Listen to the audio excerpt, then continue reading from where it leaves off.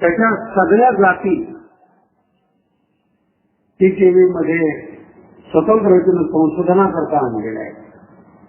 आणि परंपरेनं भगवान श्रीकृष्णापासून चालत आलेली जात, ज्याला भगवान श्रीकृष्ण विशिष्ट रूपाने मानायचे अशी जात, गुजरातमध्ये ज्या गाईला श्रीमंत म्हणतात, गिर गाई ज्याला म्हणतो ना आपण, की तिच्या दुधामध्ये सोन्याचा अंश असतो, अशी भारतीय परंपरेची मान्यता आहे.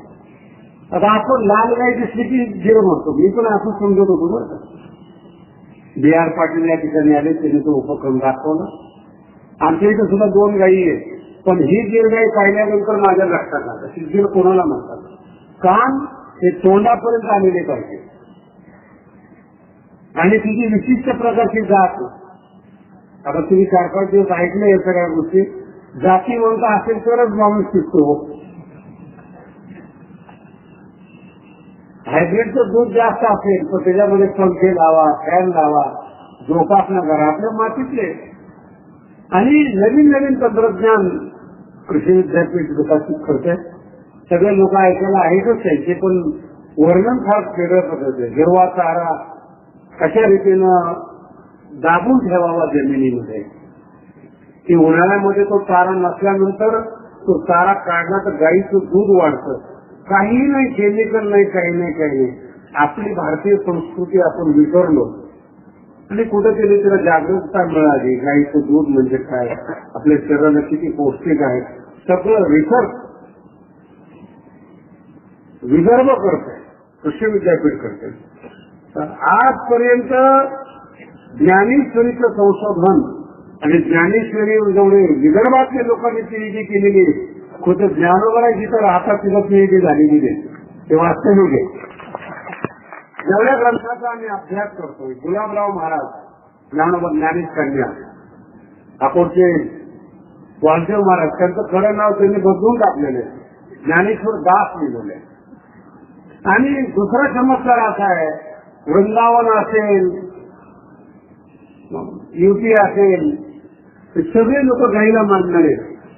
तर जातीवंत गाई हे आधुनिक शास्त्रज्ञ विद्यापीठ जोपासते, हे विशेष आहे.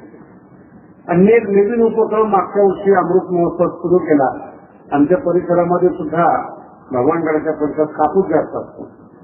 त्याच्यापैकी डोंगरी आणि मराठवाड्यातली लोक कसे कापूस लावतात, उत्पन्न कमी येतं म्हणून यावर्षी वारकरी सप्ताहामध्ये जिथं ज्ञानेश्वरी आणि गाथा सांगितला जातो, अशा उपक्रमामध्ये आपल्या TTVचे महाराष्ट्रातले प्रसिद्ध BR पाटील त्यांचं व्याख्यान ठेवलं, कापूस कसा पिकवावा.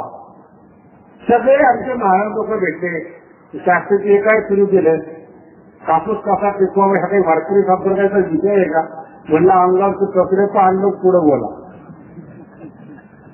गरज आहे त्या गोष्टीची. उपक्रम अध्यात्म हे पोट भरल्यानंतर सुरू होतं, लक्षात ठेवा साहेब. भिकारी माणसाला जर अध्यात्म सांगितलं ना, रुचत नाही त्याला, पसत नाही त्याला. त्याच्या जगण्याच्या समस्या वेगळ्या आहेत. आणि ज्यांनी अध्यात्म सांगितलेलं आहे ते सांगणारी लोक राजे आहेत, भिकारी नाही. गीता सांगणारा द्वारकेचा राणा पांडवाचा सांगणारा कोण आहे? ज्या रामचंद्र प्रभूचं आपण नामचिंतन करतो, रामायण ऐकतो, हे राजे यांचे शब्द म्हणजे भारतीय संस्कृतीतून निघालेलं रत्न. आपण श्रीमंत होण्यासाठी प्रयत्न करतो, तर श्रीमंतीचा संपूर्ण अनुभव घेतल्यानंतर जे वाक्य बाहेर निघतं त्याला मोल असतं. गरिबांनी बोलणं वेगळं आहे आणि श्रीमंतांनी अनुभवातून बोलणं हा प्रकार वेगळा आहे. म्हणून हे सगळे उपक्रम विदर्भातल्या लोकांकडून राबवले जातात. त्यांचं जेवढं कौतुक करावं तेवढं थोडं आहे, म्हणून थोडीशी इतर ठिकाणी सवलत न देता दरवर्षी एक चांगला उपक्रम. खूप ग्रंथ आहेत, पण अजून ज्ञानेश्वरी समजायची राहिलेली आहे. ज्ञानोबांचा वास्तविक ग्रंथ आहे अनुभवामृत. जर मी सांगायला सुरू केलं ना, माझ्या समोर तुम्ही झोपा, कारण की अनुभवामृताचा अर्थ वेगळा आहे. अनुभवाचं अमृत आणि अनुभव कोणाचा आहे? ज्ञानोबरायांचा आहे, राजयोगाचा आहे. कोणाच्या बाबतीत अनुभव आहे? सृष्टीच्या बाबतीत अनुभव आहे. 9 प्रकरण आहे आणि 800 ओव्या आहेत.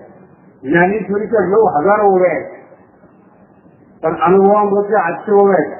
पण एक ओळीचं नीट असं लागत नाही. जगत कसं उत्पन्न झालं, माती ढोंडे काय आहे, अज्ञान जगामध्ये आहे का नाही, सच्चिदानंद स्वरूप परमात्मा कसा असतो, गुरु म्हणजे काय, वाणी म्हणजे काय, आणि या सृष्टीमध्ये सुखी कसं व्हायचं, हे अनुभवाचं अमृत. ज्याच्या नाव आहे अनुभव अमृत. गर्व हरण करणारे भगवान श्री ज्ञानोबा आहे. ज्याचा गर्व हरण केला अशा तांगदेव महाराज योगीराज त्यांच्यासाठी स्वतंत्र ग्रंथ आहे. तांगदेव 65 ओव्या सांगितले. सारीपाठ आहे. वारकरी संप्रदाय आहे. खान महाराज पुण्याची. जितकं ऐकत जाल तितकं तुम्हाला नवीन नवीन तत्वज्ञान, नवीन प्रकार आपल्या भाषेमध्ये, आपल्या संतांच्या मुखातून आपल्यासाठी तयार केलेला पदार्थ म्हणजे वारकरी संप्रदाय आहे, तो आपल्याला ऐकायला मिळेल. हे थोडंसं प्रास्ताविक भाग आपल्या पुढे मांडला मी. त्याचं कारण हे थोडंसं आहे आणि हसत खेळत हे स्टेज तयार झालेलं आहे.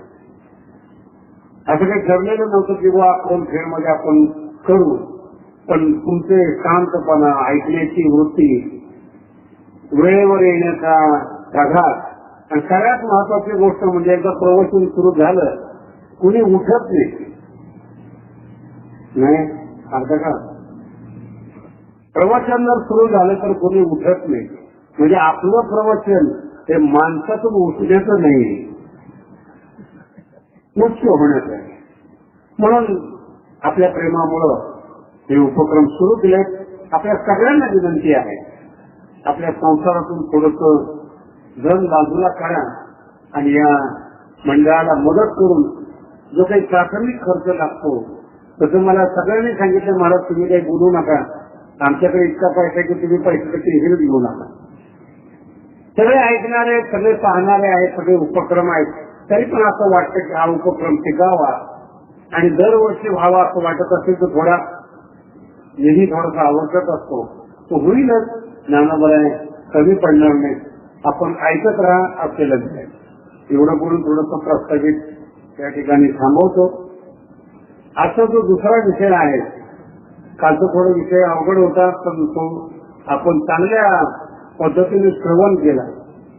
कालचा विषय पुन्हा एकदा रिपीट करतो म्हणजे तुमच्या लक्षात येईल काय सांगितलेले. एका शरीरामध्ये 4 भाग आहेत. एक शरीराचा स्तर आहे, एक मनाचा स्तर आहे, एक बुद्धीचा म्हणजे विचाराचा स्तर आहे आणि एक प्रेमाचा स्तर आहे. असे 4 भाग आहेत. तुम्ही आम्ही कशा रीतीने जीवन जगतो आणि संत कशा रीतीने जीवन जगतो. आपण उलट जातो. अगोदर शरीरावर प्रेम, नंतर मग मन चांगलं आहे म्हणून त्याच्यात माणुसकी आहे, विचार चांगले आहे म्हणून त्याला आपण विद्वान मानतो, आणि हा समाज उपयोगी माणूस आहे, हृदय चांगले आहे म्हणून त्याला आपण संत मानतो. संत याच्या विरोधात येतात. अगोदर हृदय ओठवलेलं असतं प्रेमाचं, तेच प्रेम विचारामध्ये येतं, तेच प्रेम मनामध्ये येतं आणि तेच प्रेम कीर्तन प्रवचनाच्या माध्यमातून शरीरातून बाहेर पडतं. ते वाणीच्या रूपानं असेल, कृतीच्या रूपानं असेल, जगाच्या रूपानं असेल, ते प्रेम माझ्या दृष्टीने जास्त महत्वाचं. ही साधूची परंपरा आहे.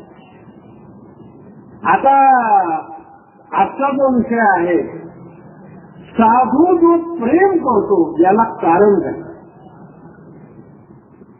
कालपर्यंत तुम्ही हा विषय ऐकला, प्रेम. हृदय हे प्रेमाने ओठवलेलं, साधूचं हृदय प्रेमाने ओठवलेलं आहे. आम्हाला काही हृदय नाहीये का. हा जगद्गुरु तुकोबांच्या संशोधनाचा गाठ्यातला सारांश रूपाने मी आपल्या पुढे म्हणतो. साधूकडे प्रेम का असतं. साधू प्रेमाने ओठवलेला असतो.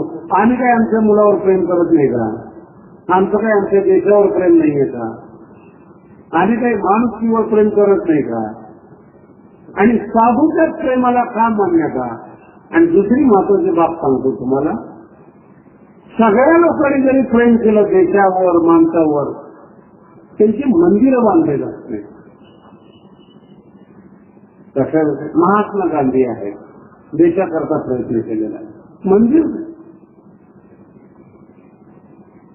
एक सामान्य माणूस आहे आणि एकाच गावाकरता त्यांनी प्रयत्न केलेला आहे, पण तो साधू आहे. त्या साधूच्या मूर्ती बसून मंदिर बांधलं जातं, पण साधूचा पुतळा उभा केला जात नाही. निरीक्षण करा काय झालं तुम्हाला. साधूचा पुतळा नाही आणि राजकीय माणसाचं मंदिर नाही.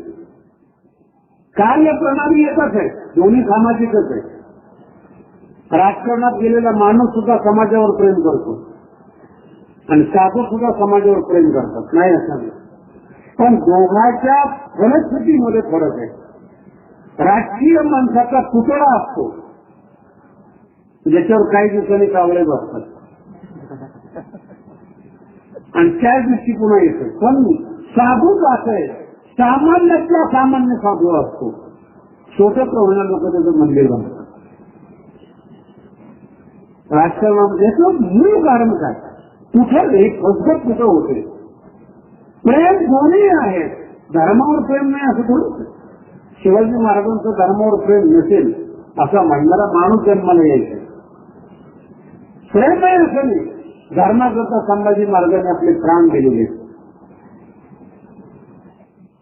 राजस्थान मधला राजपूत लोकांचा इतिहास धर्मासाठी बलिदान देणारा प्रसिद्ध आहे. ती रक्तात मोडले गेले. थंड झालेलं रक्त नाही येत, पण नेतृत्व कमी पडतं, एकता कमी पडते. कोणाचं ऐकावं हे कमी पडतं, म्हणून एकत्र शक्ती येत नाही. या विघटनमुळे लोक फायदा घेतात.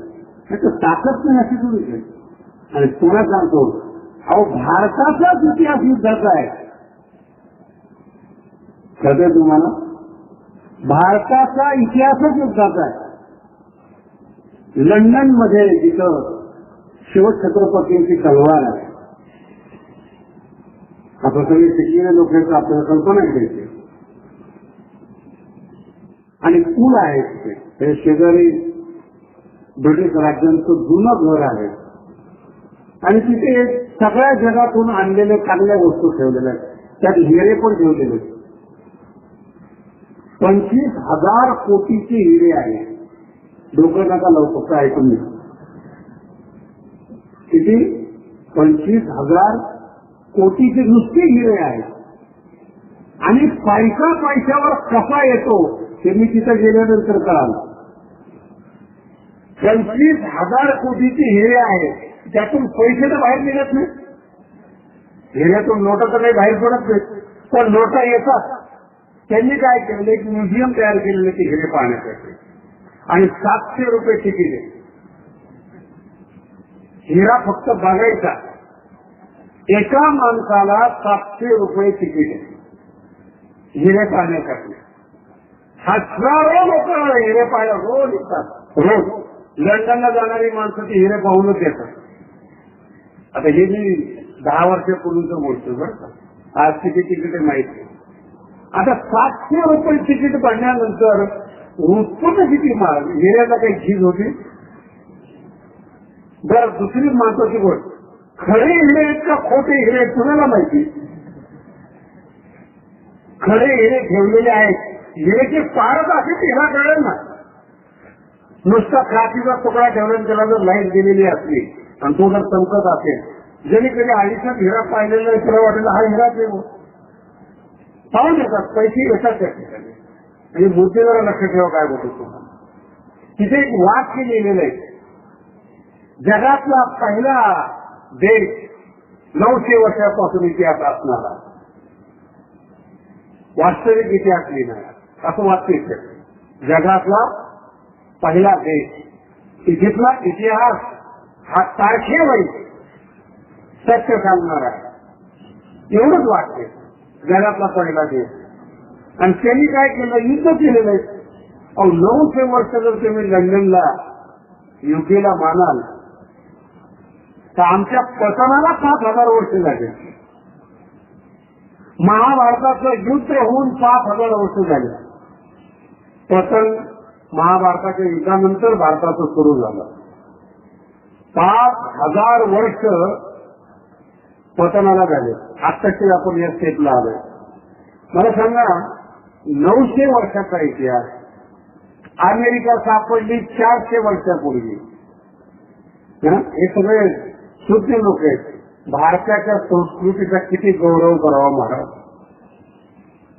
जो सकाळी ग्रंथ सांगितला जातो कठोपनिषद, रामचंद्र प्रभूच्या अगोदरचा ग्रंथ आहे.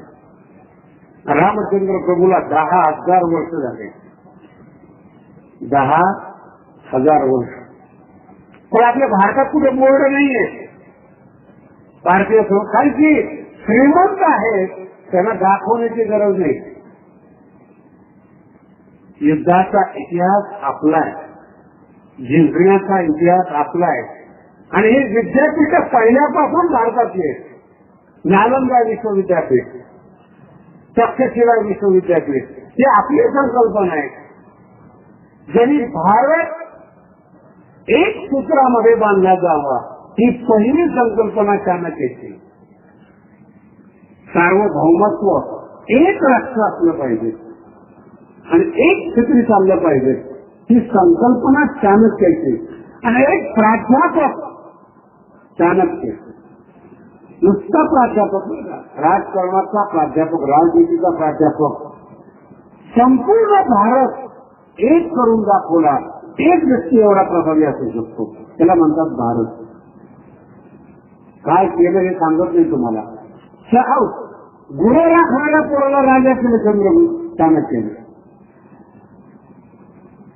अशा कुठल्या देशाच्या इतिहास ऐकायला मिळेल आपण. मग गुरु राखतोय चंद्रगुप्त, त्याला उचललं आणि त्याला शिक्षण दिलं. आणि हजारो वर्षाचं प्रस्थापित असणारं राज्य बाण केलं आणि त्याला त्याच्यामध्ये मौर्य सुरू केलं. ही पद्धत एक माणूस करू शकतो. याचं मूळ कारण सांगतो तुम्हाला, भारतीय संस्कृतीचं ज्ञान. अर्थ कळाला. एक चाणक्य राजकारणामध्ये बदल घडवून आणतो. एक रावण जगावर शासन करतो. एक व्यक्ती जगात बदल करतो. का करतो जगामध्ये बदल? याचं कारण भारतीय संस्कृतीमधलं ज्ञान.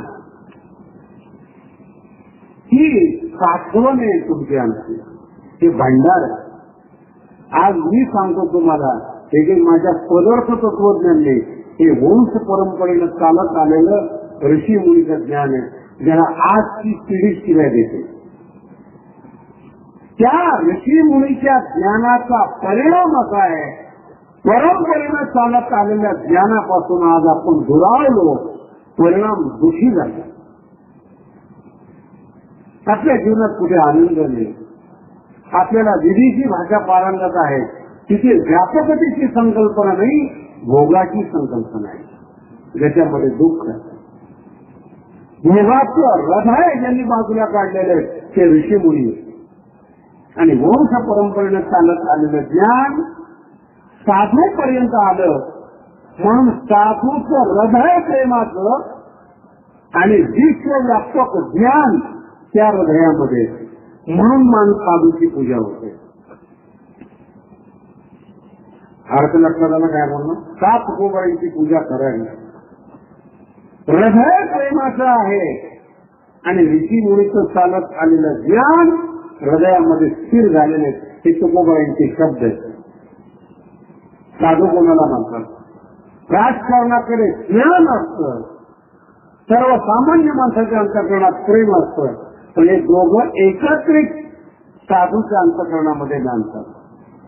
आता जगद्गुरु तुकोबाईंचा आपण इतिहास काय म्हणतात ऋषी मुनींच्या बाबतीमध्ये? महाराज, तुमच्या मुखातून इतके चांगले अभंग दिसतात, इतकं खोड तुम्ही बोलता, हे ज्ञान कोणाचं आहे? तुकोबाई हात जोडून सांगतात. तुकोबाई म्हणतात, माझं तत्वज्ञान नाही. तुका म्हणे मग धाडीने निरोपा. तुकोबारांची शब्द आहे ना, तुगा म्हणे मग धाडीले निरोपा. काय निरोप आहे? मार्ग हा सोपा सुखरूप. आम्ही ज्या मार्गाने परमार्थ करतो हाच मार्ग सोपा आणि सुखरूप आहे. आणि हा मार्ग सोपा आणि सुखरूप आहे हे सांगण्याकरता आम्ही आलो. ते मला तुमचं म्हणणं मान्य आहे, पण तुमच्या मुखातून जे ज्ञान बाहेर पडते त्याचं काय? तुकोबारांचा शब्द पहा, भारतीय संस्कृतीबद्दल किती आदर आहे, किती आत्मीयता आहे, किती ज्ञान आहे. जगद्गुरु तुकोबाराय म्हणतात, झाडू संतांचे मार्ग आदराने भरले जग. ते आमचं सांगत नाही. आमचे काम काय? बोलिलेचे ऋषी साथ भावे वर्ताय. तुकोबाराय आध्यात्मिक इतिहास सांगतात. मी कोण आहे? आम्ही वैकुंठवासी. आमचं राहण्याचं ठिकाण न स्वर्ग आहे न नरक आहे. न आम्ही स्वर्गातून आलो न नरकातून आलो. आम्ही भगवंताच्या जवळ राहणारे आहोत. आम्ही वैकुंठवासी. आणि साधूला असा प्रश्न विचारता येत नाही की देव तुम्हाला भेटला का? अर्थ कळाला? साधूला असा प्रश्न विचारता येत नाही की देव भेटला का? अरे देव जिथे राहतो तिथेच साधू राहत होते. आम्ही वैकुंठवासी. आलेच ते तुमच्या आमच्यासाठी. इथे येऊन पुन्हा विचारायचं का देव भेटला का? इथे भेटायचं काय? अरे देवाजवळच आहे. सातत्य देवाजवळच आहे. पुन्हा देव भेटला कशाला पाहिजे? त्यांचं येण्याचं कारण आलो याची कारण असते. काय? बोलिलेचे ऋषी. शब्द अवघड कर का? बोलिलेचे ऋषी. ऋषीनं जे सांगितलं ते मला वागून दाखवायचंय म्हणून आम्ही आला. बोलून दाखवायचं नाही. हे ज्ञान तुकोबारांच्या शब्दाचे बारकावे. बोलिलेचे ऋषी साथ भावे वर्ताया. अंतःकरणातल्या खऱ्या भावानं वर्तन देऊन आम्ही दाखवणारी लोक आहेत. आमच्या या जगात येण्याचा हेतू न स्त्री आहे, न धन आहे, न सत्ता आहे. सगळे तुमची तुम्हाला ढकलात. आम्ही आलो फक्त ऋषी मुलींनी सांगितलेलं आहे म्हणून आले. जगद्गुरु तुकोबाराय म्हणतात. तुकोबारायांच्या अगोदरचे नाथ महाराज आहेत 150 वर्षापूर्वीचे. त्यांना विचारा. ते म्हणतात आम्ही अनुयायी आहोत. आम्ही ज्ञान सांगत नाही. एकनाथ महाराजांच्या पूर्वी आणि वारकरी संप्रदाय प्रारंभ करणारे ज्ञानोबाराय आहे. ज्ञानदेवे रचिला पाय. त्यांना विचारा महाराज तुम्ही जे तत्वज्ञान सांगतात ते कसं आहे? ज्ञानोबाराय म्हणतात कसं आहे म्हणजे आम्ही एका ज्ञानाचे पायीक आहोत. त्याच्याकरता गुरु परंपरा सांगितली. आदिनाथ गुरु सकळ सिद्धांत भगवान शंकर हे आमचे मूळ आहे. ज्ञानोबारांना सांगायची गरज नसती पाहिजे. आजची शिक्षण प्रणालीच्या लोकांचा मी अभ्यास करतो. ज्यांच्याकडून 2 शब्द शिकले ना त्यांच्या पाया सुद्धा पडत नाहीत महाराज. तेवढे आराम पडत.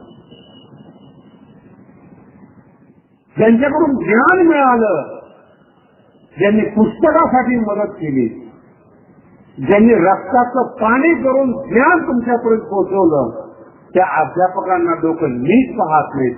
कसा त्या लोकांचा उद्धार होता? आणि गुरु परंपरा ते विसरत नाही. आदिनाथ गुरु सकळ सिद्धांत मचिंद्र दयाचा मुख्य शिष्य. मचिंद्राने बोध गोरक्षाशी गेला आणि गोरक्ष वळला गहिनीसाठी. गहिनीनाथाने ज्ञान निवृत्तीनाथ महाराजांना सांगितलं आणि निवृत्तीनाथांनी मला दिला. गहिनी प्रसाद आहे. सकाळी हा विषय झाला. प्रसाद म्हणजे काय? गहिनी प्रसाद आहे निवृत्ती गाथा. आणि ज्ञानदेवा सार कचरा नाही, अतिरिक्त विषय नाही. ज्ञानदेवा सार जे या सृष्टीतलं सार आहे ते मिळालं. ज्ञान गूढ गम्य ज्ञानदेवाला. त्याने विचारलं शास्त्राच्या बाबतीत तुमचं काय मत आहे? तुम्ही तुमची गुरु परंपरा सांगितली. ज्ञानोबरांनी इतकं सुंदर 16व्या अध्यायाच्या अंतिम लिहिलेलं आहे, तस्मात् शास्त्रम प्रमाणंते कार्याकारी व्यवस्थित. शास्त्र म्हणेल ते सांगावे, जे राज्यही क्षणमानार. ज्ञानोबांची निष्ठा आहे ना. शास्त्राने जर सांगितलं हे सोडा, राज्य सोडून द्या.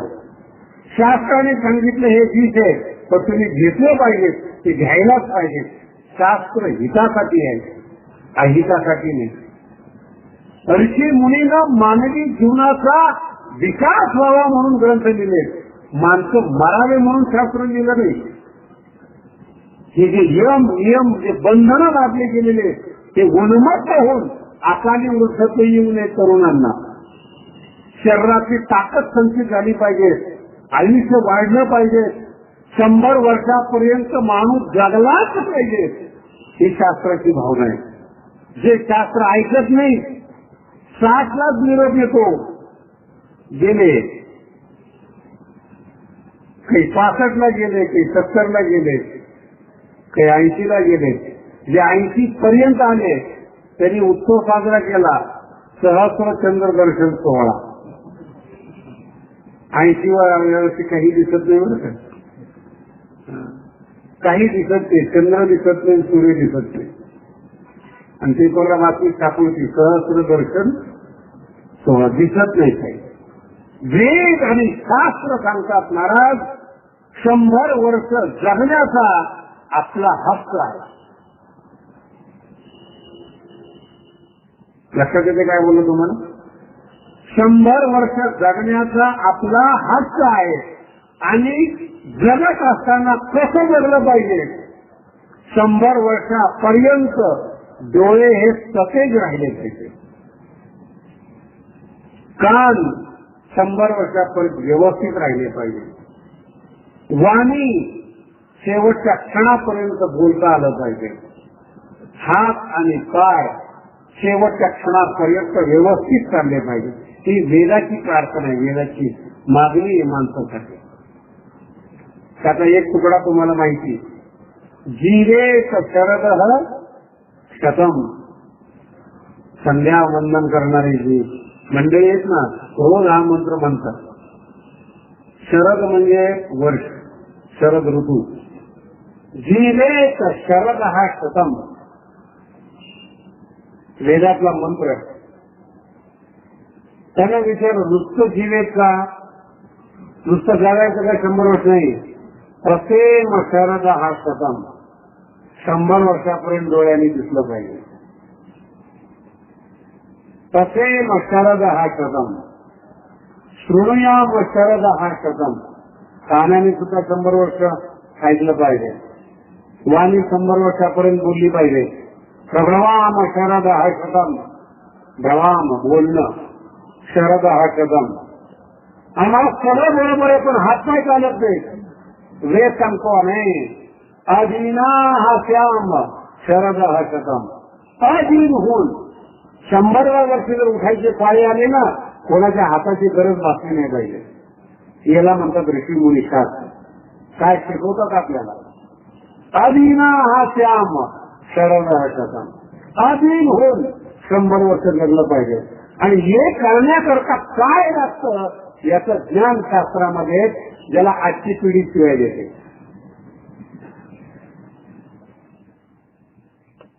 खास नाही पोरं, लहान मुलांना चष्मा लागतो, विटॅमिनची कमी शरीरामध्ये, प्रोटीनची कमी.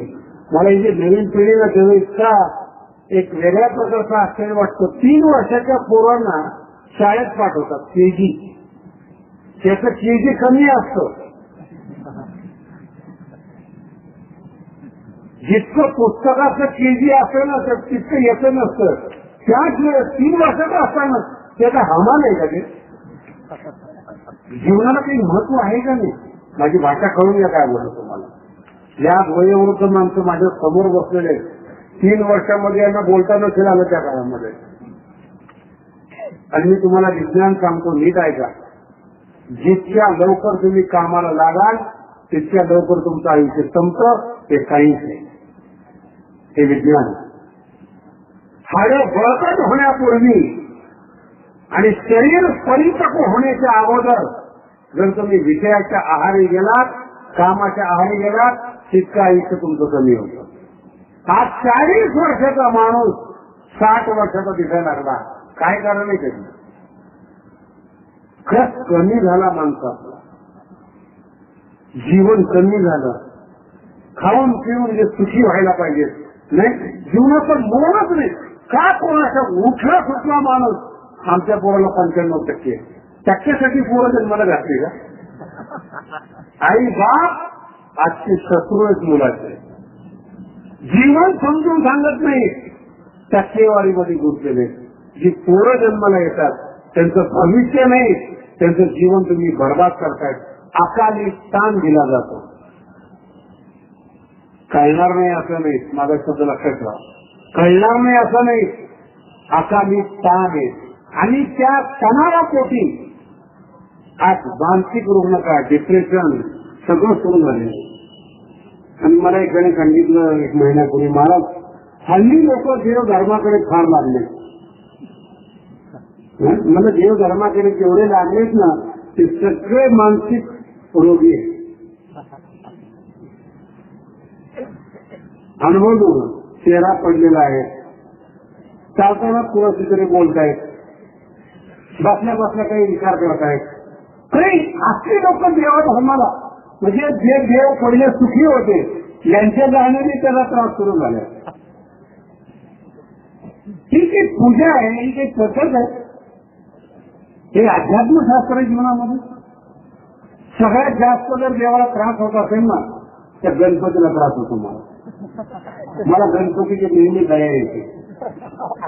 सगळे गणपती बसवतात, 2 मी बसवत नाही.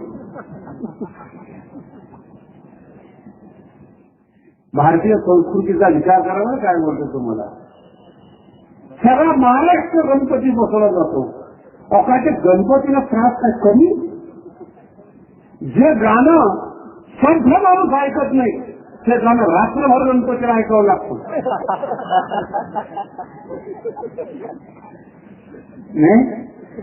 परिवारामध्ये जे गाणं ऐकलं जात नाही. आणि त्याच्यापेक्षा पुढे जाऊन सांगतो, जे डान्स आपल्या घरात होत नाही ते दारू पिऊन गणपतीच्या वर्गणीतून, आपल्या खिशातून नाही. जे मंडळ आहेत आज गणपतीच्या नावाने वर्गणी करून, गणपतीच्या पैशाने दारू पिऊन गणपती पुराणं असतात आणि त्याला म्हणतात विघ्न हरता. त्याच्यावर केवढं मोठं हे विघ्न आहे. गणपती भक्ती लोकांना काय अध्यात्म म्हणतात. कोणते गाणे लावतात, आई बाप्पा समोरचे गाणे आपण ऐकू शकत नाही. मी तर त्या गणपतीची कमाल मानतो, कान मोठेच म्हणून जायला झाला नाही अजून. गणपती कसा असावा? ज्ञानोबाईंचा पहिला अध्याय वाचा महाराज. आकार करून गण, उकार उदर विषाद, मकार महामंडळ मस्तकाकारे, हे तिन्ही एक वचने ते शब्द गंमत वळले, ते मिया गुरु कृपा नमिले आदिती.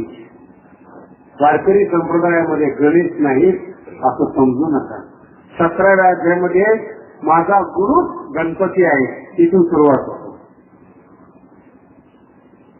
पहिल्या अध्यायामध्ये वाङ्मय गणपती आहे, देवा तूच गणेश, सकलार्थ मती प्रकाश म्हणे निवृत्ती जातो अवधारी. गणपतीला मान नाही असं नाही म्हणत. गणपती कसा आहे ज्ञानोबाईंचा, काय वैशिष्ट्य ज्ञानोबाईंच्या गणपतीमध्ये, कशा कान कसे आहेत गणपतीचे, तोंड कशी गणपतीची, गणपतीचे डोळे कसे आहेत. देव उन्मे सूक्ष्म क्षण जिग्नरा, छोटे डोळे. त्यांना विचारणं मार्ग, छोटे डोळे कशा करतात? सूक्ष्मता पाहण्यासाठी. सूक्ष्मता. देव उन्मे सूक्ष्म क्षण, सूक्ष्म ईक्षण असा करते. सूक्ष्म ईक्षण, ईक्षण म्हणजे पाहणे. ज्ञानोबा सांगतात, सूक्ष्म पद्धतीनं सूक्ष्म स्वरूपात असणारा परमात्मा ज्ञान दृष्टीने जो पाहतो तो आमचा गणपती विघ्नराज. देव उन्मेष शब्दाचा अर्थ आहे ज्ञान, सूक्ष्म क्षण विघ्नराज, ज्ञानात्मक दृष्टी असणारा, त्याला गणपती म्हणावा. कशी सौंदर्य त्या गणपतीमध्ये ज्ञानोबाईंनी ओतलेलं आहे. काय इतक्या बारके बारके वर्णन आहेत गणपतीमध्ये. गणपतीच्या पायामध्ये घुंगरू आहे, हे लहान मुलाला आपण बांधतो ना, तसं गणपतीच्या पायामध्ये ते लहान लहान मुलाचे पैंजण जे असतात ना, अशा प्रकारचे पैंजण आहे आणि ती छोटी छोटी घुंगरू वाजतात. ज्ञानोबाईंची संकल्पना कशी पाहत असेल. देखा काव्य नाटका जे निर्धारित असतं कौतुका त्याची ऋणध्वनीची क्षुद्र घंटेच्या अर्थध्वनी. ज्ञानोबा आध्यात्मिक आहे म्हणून काव्याचा अव्यय करत नाही, नाटकाचा अव्यय करत नाही. नाटकालाही मान आहे ज्ञानोबांच्या दृष्टीनं आणि काव्यशास्त्रालाही मान आहे, कवितेला मान आहे. पण ज्ञानोबांची पद्धती पाहत की पायामध्ये जे पैंजण आहेत गणपतीच्या, तिथे बारीक मधुर असे ध्वनीत होतात. लहान मुलगा आहे आणि लहान मुलाच्या पायाचे पैंजण बांधतात आणि ते कुठं आहे हे आईला कळावं. आता पैंजणच्या मागचा हेतू बरं का, जर पैंजण नसेल तर पोरग कुठे गेलं कळत नाही. मग मुलाच्या पायात जर पैंजण घातलं ते हल्लं तरी ते पैंजण वाजतं. मग ते आई कुठं काम करत असेल, भांडे धुत असेल, त्या आवाजावर लक्ष असतं. तिथं पोरग आहे, तिथं पोरग आहे, तिथं पोरग आहे, ते पैंजण सांगतात. ज्ञानोबा सांगतात भगवंताच्या गणपतीच्या पायामध्ये जे पैंजण आहेत ते कशा करतायत. काव्य आणि नाटकातून जीवनाच्या सिद्धांताचं दर्शन होतं. ज्ञानोबांची विशाल दृष्टी बोलण्याचा देश कुठल्याच शास्त्राचा केलेला नाही. वेदांत तो महारसो मोदक निर्णय आनंदाचा उपभोगण्याचा ही ज्ञानोबांची दृष्टी आहे. तितकं ज्ञानोबा शास्त्राला मान देतात. आमच्या ज्ञानोबांचे जे कान आहे ते 2 मीमांसा आहे. गणपतीचे जे 6 हात आहे ते 6 शास्त्र आहे. देखा षडदर्शने म्हणिपती त्यांची भुजांची आकृती. 6 शास्त्र ते 6 दर्शन आहे, 6 हात आहे. आणि हात शब्दाचा अर्थ आहे ज्ञान ग्रहण करण्याची पद्धती. कुठलीही वस्तू, हार आहे, जेवण आहे, आहार आहे, सगळं हाताने घेतलं जातं. लक्षात येते. तसं जीवनामध्ये जे घ्यायचं असेल ते शास्त्राच्या आधारेच ग्रहण करावं, कधीही बाधक ठरणार नाही. ते 6 शास्त्र आहेत. हे ज्ञान संतांच्या अंतःकरणामध्ये स्थिर झालेलं आहे. मनाला येईल ते बोललेलं नाही, ते पुस्तकोपार आहे. ज्ञानोबा मनाला येईल ती उचलून करता बोललेले नाही. देखावे ते देखे शास्त्र दृष्टी. शास्त्र करून पाहायचं नाही, शास्त्राच्या वाटी पाहणे निर्णय योग्य. निर्णय करायचा असेल तर शास्त्र जेव्हा आपल्या जीवनामध्ये पाहिजे. साधू आणि संत काय त्याचं मूळ कारण सांगतो. शास्त्र प्रतिष्ठित ज्ञान हे साधूच्या अंतःकरणात फिरवलेलं असतं. म्हणून साधूला कधी बावळ समजण्याचा प्रयत्न करू नका, भोळा समजण्याचा प्रयत्न करू नका. साधूला काही येत नाही म्हणून त्याला साधू म्हणू नका. याचा हल्ली परिचय करून देतात. आमचे साधू काही येत नाही महाराज, कोणते साधू आहेत चप्पल काढून त्याला साधू म्हणतात. गप्प राहणं म्हणजे साधू नाही आहे. आणि एक सांगतो तुम्हाला, बोलण्याकरता ज्ञान लागतं. साधू होण्याकरता शास्त्र ज्ञान हातात लागतं. साधक असेल, भक्त असेल, उच्चतम भक्त असेल, पण संत या नावाला जर प्राप्त व्हायचं असेल तर शास्त्र शुद्ध ज्ञान असणं आवश्यक आहे. ही वेदाची अट आहे. कोणत्या गुरुच्या पाया पडायचे? वेद सांगतो, ज्याला शास्त्र येत असेल आणि शास्त्राचा अनुभव असेल तोच गुरु. संस्कृतमध्ये शब्द आहेत, मराठीतून तुम्हाला अनुवाद सांगितला. श्रोत्रिय आणि ब्रह्मनिष्ठ. गुरु कोणाला म्हणायचं? समीप पाणी हात जोडून कोणत्या गुरुकडे गेलं पाहिजे? वेद सांगतात कोणालाही गुरु मानू नका, कोणाही गुरुच्या सानिध्यात जाऊ नका, आहे ते आयुष्य खराब होईल. जायचंय का? तो गुरु पहिला श्रोत्रिय असला पाहिजे, शास्त्र ज्ञान असलेला, दूरदृष्टी असणारा असला पाहिजे. श्रोत्रिय केवळ शब्दज्ञानी आहे आणि अनुभव शून्यता आहे, नाही जमणार. ब्रह्मनिष्ठ असला पाहिजे, समाधीचा परब्रह्माचा अनुभव असणारा गुरु असला पाहिजे. म्हणून साधूची पूजा होते. अर्थ कळलं? काय कुठे युनिव्हर्सिटीमध्ये गेले होते काय तुकाराम? पण शब्दांचे प्रयोग, वेदाचा तो अर्थ आम्हाला तिथे ठरावा. आणि तुकोबाईचा दुसरा अभंग सांगतो, जे मी तुम्हाला आतापर्यंत सांगितलं. वाचा बोलू वेदनीती, वाचा बोलू वेदनीती, करू संती केले ते, याचं नाव आहे संत. या दोन गोष्टी एकत्रित यायला पाहिजे. शास्त्र, शुद्ध ज्ञान आणि संतांचा अनुभव, हे दोन एकत्रित यायला पाहिजे, मग पूजा होतो. एरवी पूजा होत नाही. ज्ञानोबा तुकोबा यांची पूजा का होते?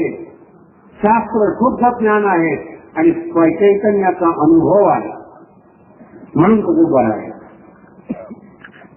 तुमचा अर्थ सांगतो तुम्हाला. अजून ज्यांना हे ज्ञान नाहीये, अहो कदाचित तुकोबांचे मंदिर कमी असते, कदाचित ज्ञानोबांची मंदिर कमी असते, तर ज्ञानोबाचा अभंग माहीत नसणारा माणूसच महाराष्ट्रात सापडणार.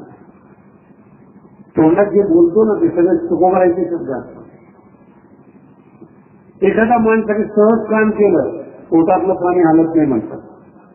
मराठीच्या सगळ्या म्हणी हे संतांनी तयार केलेले आहेत. झालं तुम्हाला? सगळ्या म्हणी ज्ञानी सुरीतून आणि गात्यातून जन्माला आलेले आहेत.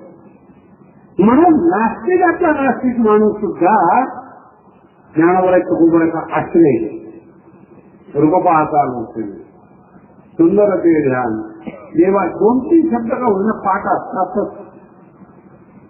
रूप पाहता नसणे पाठ असतात. काहीच पाठ नसलं तर वारकरी संप्रदायाचा मंत्र तर सगळ्यालाच माहिती, रामकृष्ण हरी म्हणतात लोक.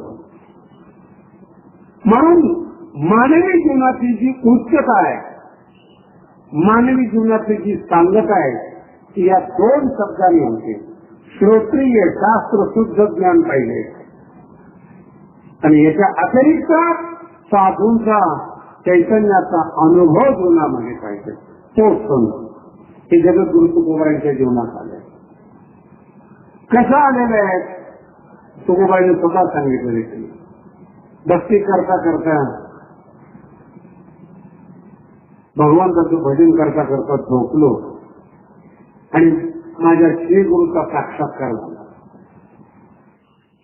श्री गुरु साक्षात्कार करून देणारे असतात आणि साक्षात्कारा योग्य होणं हे शास्त्राचं काम आहे. गुरु नसेल नाही जमत जीवना, काय करणार ते जीवनामध्ये?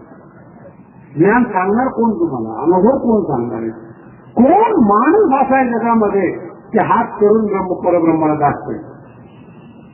आणि दाखवण्याचं ठरवलं तर अधिकारी नसेल तर काय फायदा? महाभारतामध्ये खूप सुंदर प्रसंग आहे. शिष्टाईसाठी भगवान श्रीकृष्ण जातात. काय देवाला कामं करावं लागतात बघा तुम्ही. पांडवाची बाजू घेऊन शिष्टाईसाठी भगवान श्रीकृष्ण जातात. तो जो महल आहे तो धृतराष्ट्राचा आहे. म्हणजे मुद्दे लक्षात ठेवा, काय वातावरण कसं आहे ते महत्वाचं आहे. जसा मंडप आहे ना, अशाच पद्धतीचा दुर्योधनाचा राजमहल आहे. जिथं मी बसलोय तिथं भारताचा सम्राट धृतराष्ट्र बसलेला आहे. आणि बाजूला ज्याच्या त्याच्या नावाप्रमाणे पंतप्रधान, उपपंतप्रधान, मंत्री, युवराज यांची सिंहासनं बसायला ठेवलेले. आणि हे आंधळ एवढं हुशार धृतराष्ट्र, मला सांगायला वेळ नाही. नाहीतर तिची तयारी होती ना, भगवान श्रीकृष्ण शिकायसाठी येणार आहे, त्या आंधळ्याने अशी तयारी केली होती. महाराज, एखादा अधिकारी जर आला ना आणि कामात जर उणीवा असेल ना किंवा कामात जर सुधारपणा असेल, त्या अधिकाऱ्याला मॅनेज करावं लागतं. हे तेव्हापासूनची पद्धत आहे. काम काहीच नाही आणि तपासण्या करता इन्स्पेक्शन घेण्यासाठी अधिकारी आलेले आहेत. म्हणजे मधले लोक आहेत ना, ते म्हणतात तुम्ही चिंता करू नका, हॉटेल बुक करता. निरीक्षण करण्याकरता इन्स्पेक्टर आलेला असतो, बेस्ट त्याला जाणून पाहतो. इथपर्यंत बोलतो. पुढचं काय करतात तुम्हाला सगळ्याला माहिती. सगळं रात्रभर मस्तीत राहतो आणि त्या रात्रभर मस्तीत राहिल्यामुळं कुठे आत्ताच केलं तरी केलं त्यालाच कळत. ओके, तीच प्रथा हा आंधळा धृतराष्ट्र करतो. आला पांडवाच्या बाजूने श्रीकृष्ण, मराठी भाषा फार कशी असते, आला पांडवाच्या बाजूनं पण झाला आपल्या बाजूनं पाहिजे. थोडाफोडी या आंधळेवर का दोन सासूचं काय केलं असं दिवस झाले. आणि त्या आंधळ्याने धृतराष्ट्राने इतके चांगल्या चांगल्या वस्तू मागवल्यात महाराज. आता आपण चायना सिल्क म्हणतो, पण महाभारताच्या श्लोकात उल्लेख आहे रेशम अजूनही तिकडचंच प्रसिद्ध आहे. धृतराष्ट्र सम्राट असल्यामुळं चीनमधून रेशम मागवलं होतं भगवंतासाठी. देशातून इतक्या वस्तू मागवल्या, आले की पहिला सत्कार करायचं आणि सत्कारातच श्रीकृष्णाला थंड करायचं. सगळी तयारी, ही तयारी धृतराष्ट्राची. दुर्योधनाची दुसरी तयारी होती महाराज. ऐकलं बापाचं ठीक कृष्णाने, नाही तर इथंच बांधून टाकायचं कृष्णाला. दोन्ही प्रकार असतो राजकारणामध्ये. शब्दाने ऐकलं तर ठीक आहे, नाही तर भीती दाखवतात. भगवान श्रीकृष्ण उभे राहिले आणि शिष्टाई सुरू केली. सत्कार समारंभ सगळे बरोबर आले. भगवान श्रीकृष्ण म्हणजे महाराज मी दूत म्हणून आलेलो, शिष्टाईसाठी आलोय, श्रीकृष्ण म्हणून आलेलो नाही. शब्दांचा प्रयोग पाहत आहे. मी शिष्टाईसाठी आलेलो आहे, वाटाघाटीसाठी आलेलो आहे, सत्कार समारंभ स्वीकारण्यासाठी. आपली वाटाघाटी जर यशस्वी झाली तर सत्कार, नाहीतर. दुर्योधन म्हणला काय इच्छा आहे, त्याची शब्द तुम्हाला माहिती. कमीत कमी 5 गावाचं राज्य त्यांना देऊन टाका. तुमची संकल्पना असेल तर 5 गावं म्हणजे अकोल्या जिल्ह्यातले तालुक्यातले छोटे छोटे असे 5 गावं नाही, जिल्ह्यातले 5 गावं मागितले होते. आणि ते सांगणारे माणसं 5 गावं काढतात. 5 गावामध्ये 5 पांडवाचं पोट भरेल.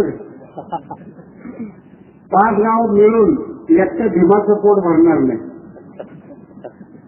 5 गावं म्हणजे जिल्ह्यात काही गाव येते.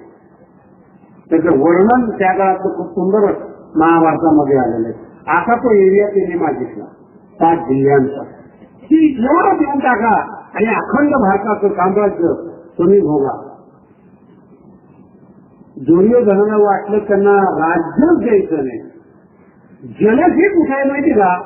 राजा म्हणून जलसी आहे, मान म्हणून जलसी आहे, नाही द्यायचं. कारण की 5 राज्य जरी दिले, 5 जिल्ह्याचं जरी राज्य दिलं, सगळे चांगले माणसं त्यांच्याकडे जातील, आपल्याकडे कोणच राहणार नाही. म्हणून सत्ता सोडायची काही हो. आणि भगवान श्रीकृष्णाची वाटाघाटी झाली नाही घेऊन. दुर्योधनाने दोर टाकला महाराज, दोर, आणि भगवान श्रीकृष्णाला बांधायचा प्रयत्न केला. अर्थ कळाला नाही तुम्हाला अजून बरं काय सांगायचं. 2 खंड टाकला आणि भगवान श्रीकृष्णाला बंदिस्त बनवण्याचा प्रयत्न केला. भगवान श्रीकृष्ण हसायला,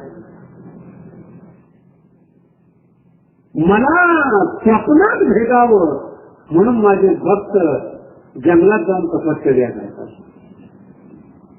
मी दिसावा स्वप्नामध्ये म्हणून प्रयत्न करतात. दिवस रात्र माझ्यावर गोकुळातल्या गवळणी प्रेम करतात. तर मी ह्या पापी लोकांना पाहण्यासाठी तयार झालो तरी ज्ञान नसल्यामुळं मी यांना कळत नाही. कसं झालं? दुर्योधनाला भगवान श्रीकृष्ण दिसतात, कळत नाही, शास्त्रज्ञान नाही, भगवंताची अनुभूती नाहीये. म्हणून देव दिसणं संतांच्या जीवनामध्ये फार मोलाचं नाहीये. दिसू शकतो, देवाचा साक्षात्कार तुम्हाला होऊ शकतो. देव कळला का, देवाचं ज्ञान झालं का, हे महत्वाचं. आणि जेव्हा दुर्योधनाने बांधलं, कृष्णाची ताकद कळाली नाही म्हणून भगवंताने आपलं रूप वाढवलं. जेवढे बंधन होते सगळ्यामध्ये तुटून पडले. पुन्हा रूप छोटे गेलं आणि दुर्योधना सांगितलं, मूर्ख आहे दुर्योधना, हे असल्या बंधनाने मी बांधला जात असतो कुठं, मला ओळखलं नाही. आता देव दुर्योधनाला मिळाला, देव दुर्योधनाला दिसला, पण दुर्योधनाला कोणी संत म्हणत नाही. अर्थ कळाला? तसं दुर्योधनाच्या परंपरेतले काही भक्त लोक ज्यांना देव दिसू शकतो, देव कळला का नाही हा महत्वाचा. त्याचं नाव आहे संतत्व. देव दिसू शकतो, देवाचं प्रेम असू शकतं, देव कळणं गरजेचं आहे. याच्यासाठी आमच्या अध्यात्मामध्ये मोठा दृष्टांत आहे नामदेव महाराजांच्या रूपानं. देव जेवायचे नामदेव महाराजांच्या हातून, पण देव कळाले नाही. म्हणून संत सभेमध्ये नामदेव महाराज कच्चे ठरतात, कच्चे. कारण की देव जेवतोय, पण संत सभेत देव जेवणाऱ्याला कच्च समजतात. जर देव मानतच नाही त्यांना काय समजावं. लक्षात येतं? देव जे मानतच नाही काय समजावं त्यांना. मानणाऱ्याला संत मानत नाही. देव जेवतोय तर नामदेव महाराज संत मानत नाही. मग संत ही संकल्पना 2 पद्धतीनं साकार होते. एक शास्त्र शुद्ध ज्ञान पाहिजे आणि एक शास्त्रात वर्णन केलेलं परब्रह्माची अनुभूती पाहिजे. जगद्गुरु तुकोबरायांच्या जीवनामध्ये जो अनुभव मिळाला बाबाजी चैतन्याकडून, ती अनुभूती आणि भाषा बोलून वेदनेची हा श्रोत्रियता, शास्त्राचा अनुभव दोन्ही एक झाले. म्हणून 400 वर्ष झाल्यानंतरही त्यांची जन्मशताब्दी साजरी केली जाते. दरवर्षी बीज साजरी केली जाते. याचं मूळ कारण आहे शास्त्र कृपा आणि गुरु कृपा. हे दोन्ही कृपा एकत्रित आल्या की संत पण जन्माला येतं. जे जगद्गुरु तुकोबरायांमध्ये जन्माला आलेला आहे. पुढचा जो विषय आहे तो आपण मध्यंतरानंतर पाहू. तोपर्यंत एक 5-10 मिनिटाचा मध्यंतर घेऊ आणि मग पुढच्या वक्तृत्वाला लागू आपण.